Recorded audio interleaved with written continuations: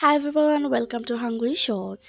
তো জম্বি কনসেপ্টটা তো এখন আপনাদের কাছে পুরনো হয়ে গিয়েছে। মূলত যারা এই ধরনের মুভি দেখে থাকেন তাদের কাছে আজকের মুভিটা বেশ ভালোই লাগতে চলেছে। আর ওয়ার্ল্ড ওয়ার জেড হলো সেরা 5টি জম্বি মুভির মধ্যে একটি। মুভিটি পরিচালনা করেছেন মার্ক ফার্স্টার এবং মুভিটি 2013 সালে মুক্তি পায়। আর জনপ্রিয় অভিনেতা ব্র্যাড পিটকে আমরা প্রধান চরিত্র হিসেবে দেখতে চলেছি। তাহলে কথা না বাড়িয়ে মুভির কাহিনী শুরু করা যাক। তো মুভির শুরুতে আমরা মেইন ক্যারেক্টার জেডি এবং তার স্ত্রী ক্যারেনকে দেখতে পাই, সাথে তাদের দুই মেয়ে রেচাল এবং কনিও ছিল। তারা ফিলাডেলফিয়া নামক জায়গায় থাকতো। জেডি আগে জাতিসংঘে কর্মরত ছিল, কিন্তু অতি ব্যস্ততার কারণে সে জবটি ছেড়ে দেয়। এখন তার পরিবারকে সে সময় দিতে পারে।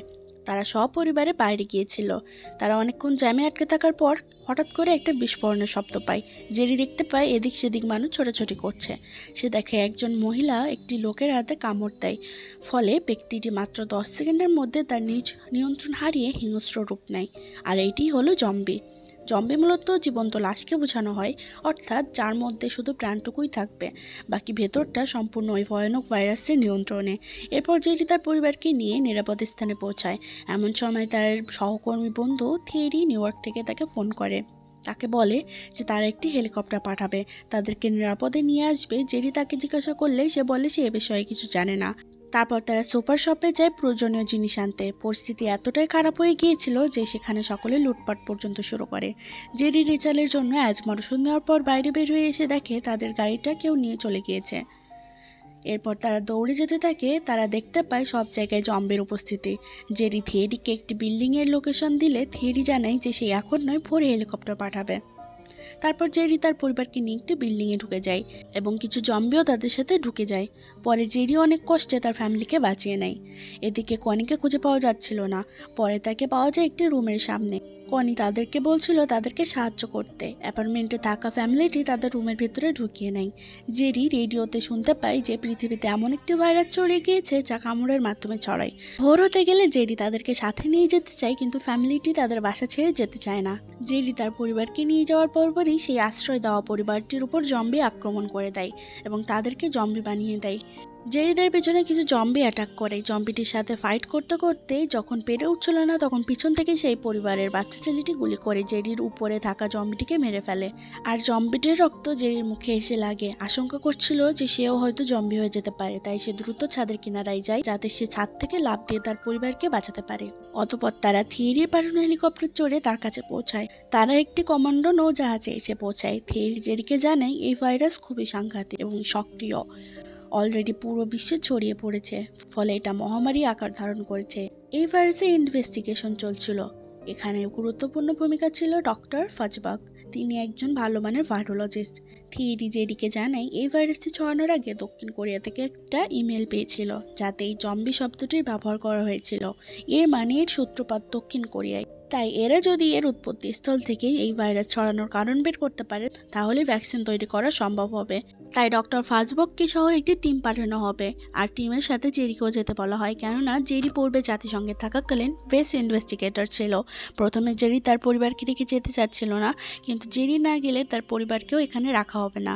তাই জেরি তার পরিবারের এবং সারা বিশ্বের কথা ভেবে সে রওনা দেয়। টিমটি দক্ষিণ কোরিয়ায় ল্যান্ড করলে চারদিকে তারা গা ছমছমে নীরব পরিস্থিতি দেখতে পায়। সেখানে বৃষ্টি হচ্ছিল। হঠাৎ বেশ কিছু জম্বি অ্যাটাক করে বসে, তাই প্রতিহত করার চেষ্টা করছিল। তখন ডক্টর ফাজবক ভয় পেয়ে প্লেনে ফিরে যেতে চাইলে পা পিছলে পড়ে যায়। জেরি দেখে যে সে মারা গেছে। তখন ওখানে থাকা একটি কমান্ডো টিম তাদেরকে উদ্ধার করে সুরক্ষিত জায়গায় নিয়ে যায়। তারা তাদেরকে কোরিয়ার সেই ল্যাব সেন্টারে নিয়ে আসে যেখান থেকে জম্বি ভাইরাস ছড়িয়েছিল। সেখানকার কমান্ডো ম্যান জেরিকে জানায় জম্বিগুলো আওয়াজে সক্রিয় হয়ে ওঠে যদি না তাদের মাথায় গুলি করা হয়। জেরি তাদেরকে সেখান থেকে পাঠানো ইমেইলটির কথা জিজ্ঞাসা করলে কমান্ডোম্যান তাদেরকে কিছু লাশ দেখিয়ে বলে এই লাশগুলো জম্বি ভাইরাসের প্রথম শিকার। তারপর ওখানে একটি লোককে দেখানো হয় যে কিনা অবৈধভাবে ইসরায়েলে অস্ত্র বিক্রি করত। জেরি বলল ইসরায়েল কিভাবে এই ভাইরাস থেকে বেঁচে আছে। সে লোকটি বলল ইসরায়েল তাদের সীমানা দিয়ে বড় একটি দেয়াল নির্মাণ করেছে। তারা হয়তো বুঝতে পেরেছিল এরকম কিছু আসতে চলেছে। তাছাড়া ওই ইসরায়েলের যোগসূত্র থাকতে পারে। ওই লোকটি জেরিকে ইসরায়েলে যেতে বলে এবং ইয়ারগেন নামক এক লোকের সাথে দেখা করতে বলে। জেরি ইসরায়েলে যাওয়ার সিদ্ধান্ত নেয়। বিমান অবধি পৌঁছানোর সময় বেশ কিছু সৈন্য জম্বি হয়ে যায়।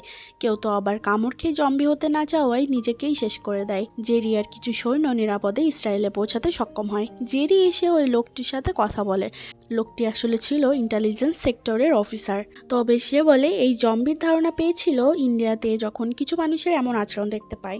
এক ইন্ডিয়ান জেনারেলের কাছ থেকে এই ধারণা পান তিনি, আর এই থেকেই তিনি বুঝতে পেরেছিল এটি মহামারী আকার হতে পারে। তিনি জেরিকে এই সম্পর্কে আরো অনেক কিছু বলতে বলতে মেইন ফটকের দিকে আসেন। ইসরায়েলের এই সুরক্ষা দেয়ালের কারণে তারা এখনো সংক্রমিত হয়নি, কিন্তু সংক্রমিত না হওয়ার দরুন তারা আনন্দ উল্লাসে মেতে ওঠে। তৎক্ষণাৎ দেয়ালের উপর প্রান্ত থেকে হাজার হাজার জম্বিগুলো ভীষণ সক্রিয় হয়ে ওঠে। দেখা যায় তারা একটির উপর আরেকটি হয়ে ময়ের মতো করে সেই বিশাল দেয়াল টপকে অপর প্রান্তে অর্থাৎ ইসরায়েল মানুষের উপর আক্রমণ করে দেয়। সেনারা হেলিকপ্টার সহ নিচ থেকে গুলি করলেও জম্বিদের সাথে পেরে উঠছিল না, কেননা জম্বির সংখ্যা বেড়েই চলেছিল। জেরিকে নিয়ে কিছু সৈন্য এয়ারপোর্টের উদ্দেশ্যে আগাতে থাকে। বিশেষ অ্যালার্ট জারি করা হয়। সুরক্ষা দেয়াল টপকে শেষমেশ ইসরায়েলে জম্বিগুলো ভরে গিয়েছিল। জেরি দৌড়াতে দৌড়াতে লক্ষ্য করলো জম্বিরা এক বৃদ্ধ ব্যক্তিকে পাশ কাটিয়ে চলে আসলো, কোনো কামড় ছাড়া। এমত অবস্থায় জেরির পাশে থাকা এক নারী সেনার হাতে জম্বি কামড় বসলে জেরিতে তৎক্ষণাৎ এক কোপে তার হাতটি কেটে ফেলে দেয়। জম্বি হওয়ার আগে সে বেঁচে যায়। এমনই করে জেরি ওই মহিলা সৈন্যকে সাথে নিয়ে খুব কষ্টে একটি যাত্রী বিমানে উঠে পড়ে। বিমানটি বেশ কিছু প্যাসেঞ্জার নিয়ে উড্ডয়ন করে। এরই মধ্যে দেখা যায় বিমানে থাকা একজনের শরীরে জম্বি ভাইরাস কিলবিল করছে। বিমানে শুরু হয় হুলস্থুল মৃত্যুকাণ্ড। দেখা যায় জেরি বেশ কৌশলে জম্বি প্রতিহত করে, কিন্তু বেশিরভাগ যাত্রী নিহত হয়ে অবশ্যই বিমানটি ক্র্যাশ করে। কিছুক্ষণ পর জেরির জ্ঞান ফিরলে সে দেখতে পায় তার পেটে কিছু একটা ঢুকে গিয়েছে। তার সামনে মহিলা আর্মিটিকেও দেখতে পায়। এরপর তারা দেখে সেখানে তারা ক্রাশ করেছে। তাদের পাশেই স্বাস্থ্য সংস্থা ল্যাবরেটরি। জেরি ওখানে গিয়ে অসুস্থ হয়ে পড়ে। পরে জ্ঞান ফিরলে তারা দেখতে পায় স্বাস্থ্য সংস্থার লোকেরা তাদের পাশে।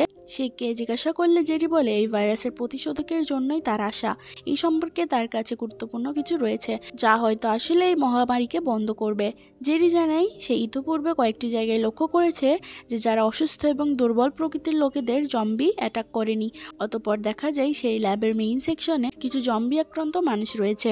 জেরি প্ল্যান করে সে সহ কয়েকজন ল্যাবে ঢুকে আক্রান্ত জম্বির প্রতিহত করে মেডিসিন কক্ষে প্রবেশ করবে এবং এক পর্যায়ে হিংস্র জম্বিকে বোকা বানিয়ে জেরি এক ড্রাগস রুমে প্রবেশ করে। জেরি মূলত ওখান থেকে একটি মেডিসিন বক্স নিয়ে যাবে এবং ওখানে রাখা কিছু antigen vaccine, poison, flu virus ইত্যাদি দেখতে পায়। জেরি যখন মেডিসিন বক্স নিয়ে চলেই যাবে তখন দেখতে পায় কাছের দরজার সামনে একটি জম্বি হাজির। জেরি সিদ্ধান্ত নেয় যে সে এখনই ফ্লু ভাইরাসটি নিজের মধ্যে পুশ করবে। বাইরে থাকা ওখানে কাজ করা মানুষেরা জেরির প্রতি নজর রাখছে এবং আশঙ্কা করছিল জেরি কোনো ভুল ড্রাগস না পুশ করে, নতবা জেরির মৃত্যু ঘটবে।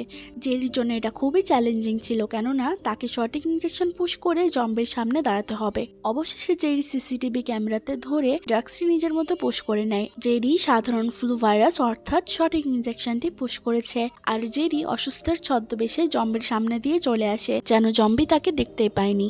এখানে জম্বি মূলত তাদের ঘ্রাণ শক্তি আর শ্রবণ শক্তি প্রয়োগ করে মানুষের উপর অ্যাটাক করে। জেরি না আসায় জেরির পরিবারকে নৌজাহাজ থেকে বের করে দেওয়া হয়। অতঃপর স্যাম্পলগুলো পৃথিবীর সর্বত্র ছড়িয়ে দেওয়া হয়। জেরি কিছু স্যাম্পল নিয়ে বিজয়ের বেশে পরিবারের নিকট ফিরে আসে। জম্বিগুলো একত্র করে পুড়িয়ে ফেলা হয়। পৃথিবী আগের রূপে ফিরে যেতে থাকে। শুধু নিজের পরিবারের নয়, সকলের কথা ভাবতে পারলেই আমাদের জীবনও সুন্দর হয়ে উঠবে এবং আমাদের পৃথিবীও সুন্দর হয়ে উঠবে। ওয়েল এভরিওয়ান, আশা করি আপনাদের মুভিটি ভালো লেগেছে। যদি মুভিটা আপনাদের ভালো লেগে থাকে অবশ্যই লাইক অ্যান্ড কমেন্ট করে পাশে থাকতে ভুলবেন না। আজকের জন্য এ পর্যন্তই। আল্লাহ হাফিজ, টাটা।